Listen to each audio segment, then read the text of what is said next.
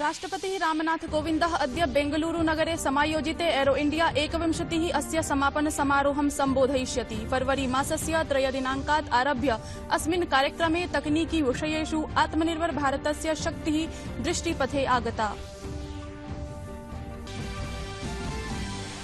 प्रधानमन्त्री नरेन्द्र मोदी गतदिने दक्षिण अफ्रीका देशस्य राष्ट्रपतिना सिरिल रामफोसा इत्यमुना समं दूरभाषमाध्यमेन वार्ताः समाचरत्। प्रधानमन्त्रिणा राष्ट्रपतिः समाश्वासितः यत् भारते निर्मितस्य कोरोना सूच्यौषधस्य लाभं दक्षिण अफ्रीकां समेत्य समेऽपि देशाः यथावत् प्राप्स्यन्ति।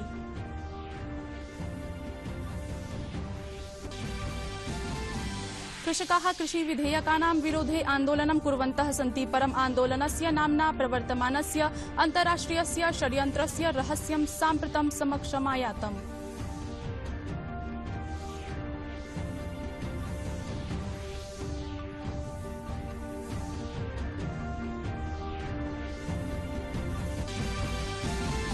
देशे कोरोना स्थितौ अनारतं परिष्कारो विधीयते। एकतः सक्रिय प्रकरणेषु नैन्यून्यं समागच्छति। तत्रैव कोरोना सूच्यौषधम् अभियानमपि द्रुतगत्या प्रवर्तते। देशस्य मुख्यकर्मिणः साम्प्रतं सूच्यौषधं प्राप्नुवन्ति।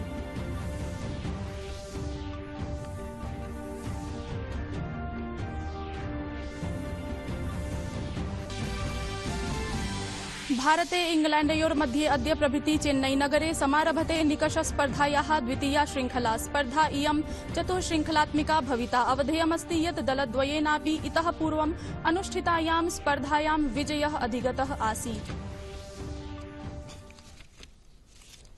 अभिवादये, अहमस्मि हेमलता। अत्र भवतां भवतीनां च स्वागतं डीडी न्यूज वार्ता प्रसारणेऽस्मिन्। अथ वार्ताः विस्तृतीकृताः। राष्ट्रपतिः रामनाथ कोविन्दः अद्य बेंगलुरुनगरे समायोजिते एरो इंडिया 21 अस्य समापन समारोहं सम्बोधयिष्यति।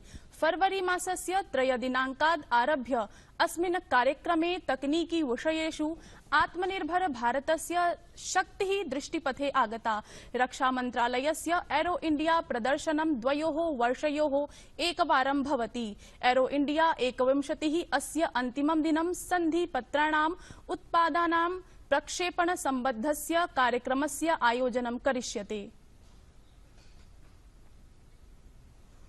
अस्य समारोहस्य द्वितीये दिने अपि नभे वायुयानानां प्रदर्शनम् अभवत्। दक्षिण बेंगलुरु सांसदः तेजस्वी सूर्या अपि योद्धि विमानेन तेजस इत्यनेन क्रू सदस्यैः सार्धम् उड्डयनं विहितम्।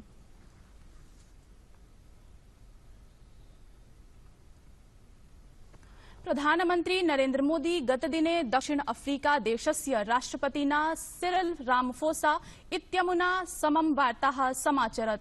संवादः अयं दूरभाषमाध्यमेन समाचरितः आसीत्। प्रधानमन्त्रिणा राष्ट्रपतिः समाश्वासितः यत् भारते निर्मितस्य कोरोना सूच्यौषधस्य लाभं दक्षिण अफ्रीकां समेत्य समेऽपि देशाः यथावत् प्राप्स्यन्ति। अत्रान्तरे नेतृद्वयं निजदेशस्य वर्तमानकालिके कोरोना स्थिति विषये चर्चां व्यदधात्। सममेव प्रचल्यमानः कोरोना सूच्यौषधाभियान विषयोऽपि चर्चितः।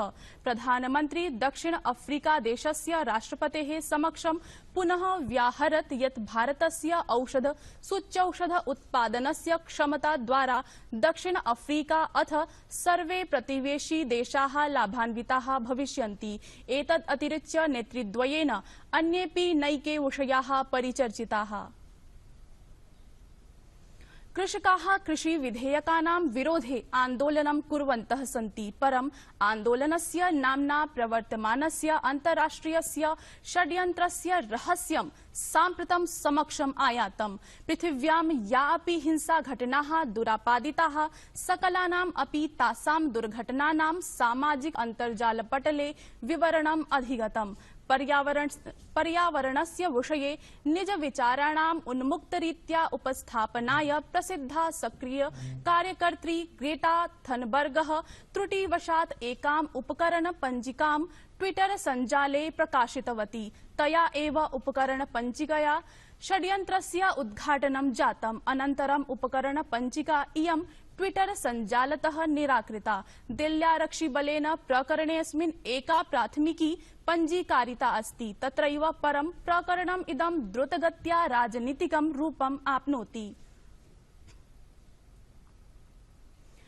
अवधेयमस्ति यत् कृषिविधिं विरुध्य देशस्य राजधान्यां विगतात् मासद्वयात् आन्दोलनं प्रचलत् अस्ति। अत्रान्तरे एव कृषक आन्दोलनस्य समर्थनं नाम्नि भारतीय लोकतन्त्रस्य दुष्प्रयोगः भवति। कृषिविधीन् आलक्ष्य सामाजिक सञ्चार पटलेषु भ्रमोत्पादकाः सन्देशाः दृग्गोचरी भवन्ति। अत्रैव प्रकरणे दिल्ल्यारक्षिबलस्य विशिष्टेन विभागेन प्राथमिकी पञ्जीकारिता आसीत्। भाजपादलेन अपि प्रकरणे संलिप्तान् विरुध्य कठोर वक्तव्यं प्रकाशितम् अस्ति। देशे कोरोना स्थितौ अनारतं परिष्कारो विधीयते। एकतः सक्रिय प्रकरणेषु नैयून्यं समागच्छति, तत्रैव कोरोना सूच्यौषध अभियानम् अपि द्रुतगत्या प्रवर्तते। देशस्य मुख्यकर्मिणः साम्प्रतं सूच्यौषधं प्राप्नुवन्ति, तत्रैव स्वास्थ्यकर्मिभ्यः द्वितीयधा सूच्यौषधं प्रदीयते। अपरत्र तृतीयं सर्वेक्षणानुसारं देशे 21% अपि अधिकं जनाः कोरोना संक्रमणेन संक्रमिताः जाताः। दिल्ल्यां कोरोना निर्देशानाम् अनुपालनं पुरस्सरम् अद्य प्रभृति 9-11 कक्षयोः कृते विद्यालयाः समुद्घाट्यन्ते।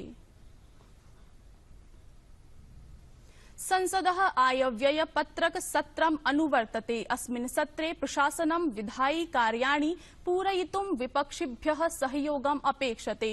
परं संसदि विपक्षिणां विरोध ह्योऽपि दृष्टः। लोकसभायां कोलाहल कारणेन अनवरतं तृतीये दिने अपि प्रश्नकाल प्रवर्तनं नैवाभवत्। अथ च राज्यसभायां द्वितीये दिने राष्ट्रपतेः अभिभाषणे चर्चा सञ्जाता।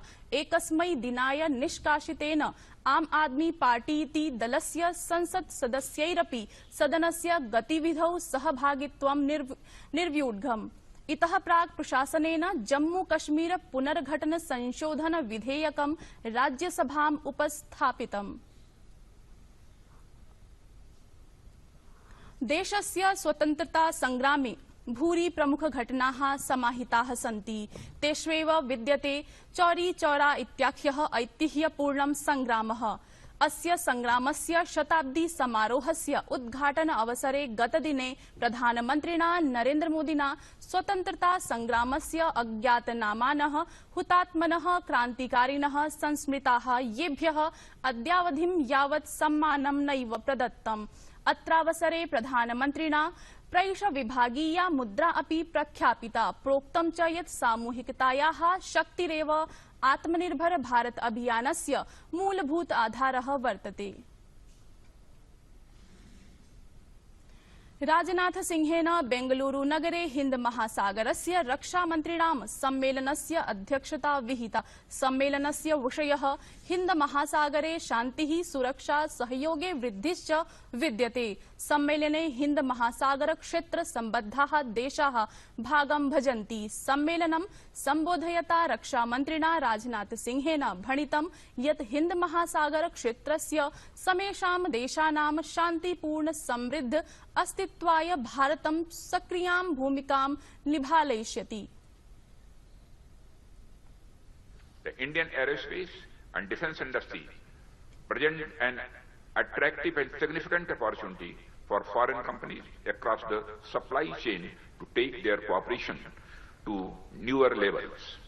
India is ready to supply various types of missile systems, light combat aircrafts, helicopters, multi-purpose light transport aircraft, warship and patrol vessels, artillery gun systems, tanks, radars, military vehicles, electronic warfare systems and other weapon systems to IOR countries.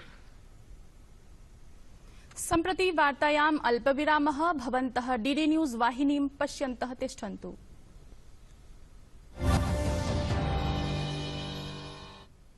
भाजपाध्यक्षेण JP Nadda वर्येण Kerala यात्रावधौ Bhajpa कार्यकर्तृषु ऊर्जायाः सञ्चारः कृतः। अत्र अस्मिन् वर्षे विधानसभायाः कृते तत्र निर्वाचन भविष्यति। नड्डा वर्येण त्रिशूरे एका जनसभा संबोधिता। कथितं च यत् केरल प्रान्ते विधि व्यवस्थायाः स्थितिः शोचनीया अस्ति। भ्रष्टाचाराय राज्य सर्वकारः कारणम् इति आक्षिप्तम्। नड्डावर्येण प्रोक्तं यत् केरलस्य विकासाय केन्द्र सर्वकारः प्रयासरतः अस्ति। If I talk about the 13th Finance Commission, Kerala got only 45,000 crore rupees. When Prime Minister Modi came and the 14th Finance Commission recommendation came, Kerala got 2 lakh crore rupees for the development in the next 5 years. If I talk about this Cochin shipyard, 3,400 crore rupees were sanctioned and were provided. If I talk about the Thiruvananthapuram and Kochi, both have got now the status of solar cities. If I talk about, there are 17 cities which are linked with Amrit Nagar, and there are 17 food parks which are coming up in this land of God's own country, that is Kerala. Thrissur यात्रायाः प्राक् नड्डावर्येण कोच्चि क्षेत्रे अपि पदयात्रा कृता। तेषां स्वागताय दलस्य कार्यकर्तारः आगतवन्तः। भाजपाध्यक्षेण JP नड्डावर्येण राज्यस्य 40+ कार्यकर्तृभिः साकं समायोजिते उपवेशने सहभागिताम् अकरोत्।